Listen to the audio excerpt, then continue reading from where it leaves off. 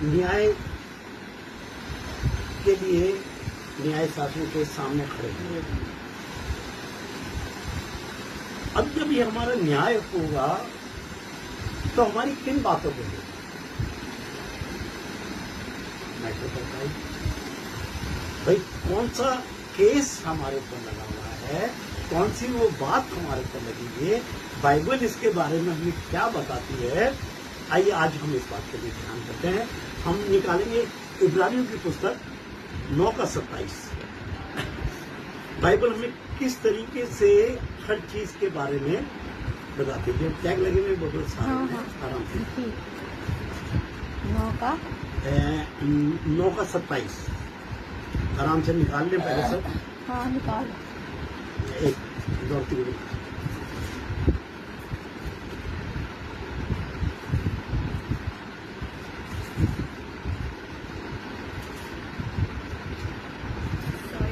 कोई नहीं निकाल लो आराम से।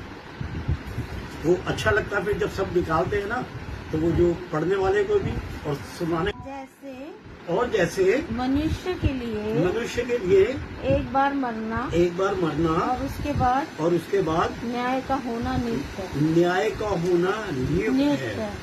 आइए अपने आप को बंद करेंगे। धन्यवाद और तारीफ करते हैं जमीन और आसमान के बनाने वाले खुदा। आपके बेटे प्रभु यीशु मसीह के नाम में अपने सरों को झुकाते हैं खुदावन, और तेरे वचन पे मनन करते हैं खुदावन। अच्छी बुद्धि और समझ तेरी ओर से खुदावन, और तूने कहा है खुदावन कि बोलने वाले तुम नहीं होगे वरन मेरा पवित्र आत्मा होगा। अपने पवित्र आत्मा को उतार कर अपने दास के ऊपर भी और अपने लोगों के ऊपर भी खुदावन, ताकि हम समझ भी सके खुदावन, और तेरे रूह में होके खुदावन तेरी बातों को अच्छी तरह ग्रहण करें यीशु मसीह के नाम में, आमीन। जी हाँ, एक बार फिर। और जैसे मनुष्य के लिए एक बार मरना और उसके बाद न्याय का होना नियुक्त है। बाइबल हमारे बताती है कि हर एक इंसान क्या है, मरेगा। हर मनुष्य मरेगा और उसके बाद हम न्याय के लिए तैयार हैं। हालेलुया, आमीन। अगर हम जिंदगी में अपने मौत को याद रखें और इस बात को याद रखें कि एक दिन हम प्रभु यीशु मसीह के सामने जाके खड़े होंगे, तो हमारा जीवन बहुत बदलेगा। हमारा जीवन बहुत बदलेगा। मैं व्हाट्सएप पे वो पढ़ रहा था, फेसबुक पे सॉरी, है ना, और वहां बताया कि एक गुरु जी थे, बड़े शांत रहा करते थे, और वो बड़े शांत रहते थे, और उनका एक शिष्य था जो बड़ा लड़ाकू और झगड़े वाला और जिस तरीके का वो था, है ना, और ये गुरु जी हमेशा शांत और अपने मौन और अपने ध्यान में रहते थे। एक दिन और इसकी हमेशा कंप्लेन रहती थी, याद शिष्य की जो झगड़ा करता था ये, तो एक दिन ये आया और आके कह रहा, गुरु जी मैं ये पूछना मांगता हूँ, आप इतने शांत कैसे रहते हैं? कि बेटा मैं तो खैर ठीक है, जैसे भी शांत रहता हूँ, और ऐसा है 1 महीने बाद ना तुम मर जाएगा।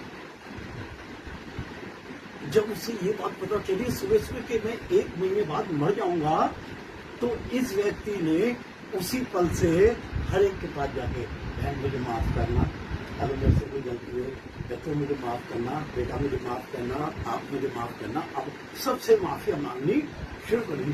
जब 1 महीना हो गया और ये बदल गया बिल्कुल, और महीने के बाद ये मरा भी नहीं। अब ये शांत हुए तो ये सोच था कि अब महीना हो गया, अब मैं मर जाऊंगा, मगर ये 1 महीने में इतना बदला कि शांत हो गया। मौत एक ऐसी सच्चाई है जो हर एक मनुष्य को आई, और जब जिसको ये पता ना मुझे कल मरना है, और हमारा विश्वास ये कहता है कि हमें प्रभु यीशु मसीह के पास जाना, तो हम कोई गलत काम, कोई एकड़ी, किसी बात का क्रोध, किसी बात की गाली गलौज और ये वो कुछ नहीं करेंगे, क्योंकि हमें पता है कि हम एक दिन प्रभु यीशु मसीह के सामने जाएंगे, क्योंकि उसका वचन इस बारे में बता रहा है हमें। हाँ, वो एक बार फिर पढ़ेंगे 27 का। और जैसे मनुष्य के लिए एक बार मरना और उसके बाद न्याय का होना नियुक्त है, पक्का। अब हमें विचार करना है खुद अपना कि हमने कैसा जीवन जिया। मैं बड़ी बातें सुनता हूँ। एक मेरा दोस्त था, वो हमेशा करता, भाई मुर्दे की जेब में, मुर्दे के कफन में ना जेब नहीं होती। मतलब उसका ये होता था कि भाई कोई भी ऐसी बात मतलब जिंदगी में सोचना तो तुम साथ लेके जाओगे। उसका जो कहने का मतलब होता था कि साथ तुम्हारे कुछ नहीं जाएगा, साथ तुम्हारी भलाई, तुम्हारी अच्छाइयाँ जाएंगी, और ये बड़ी चीजें जो है जीवन में रहती आती। अगर हम हमेशा ये याद रखें कि एक दिन हम प्रभु यीशु मसीह के पास जाएंगे, क्योंकि वचन के अनुसार तो कुछ जिंदा भी जाएंगे ना, जो उठाए जाएंगे, और मरने के बाद भी प्रभु यीशु मसीह के पास जाएंगे। ये बाइबल हमें बताती है। तो हम दोनों चीजों के लिए तैयार हैं। जब उठ के जाएंगे, न्याय उनका भी होगा। इस बात का भी ध्यान रखें, बाइबल बता रही है इस बात के बारे में। वो बात एक अलग है कि उनकी एक कैटेगरी ना होगी, मगर हम मरने के बाद भी अगर प्रभु यीशु मसीह के पास जाएंगे तो हमारे क्या है, हम न्याय के सामने आ जाएंगे, और वहाँ तमाम अच्छी और बुरी बातें हमारे जीवन की जो उसका इंसाफ होगा।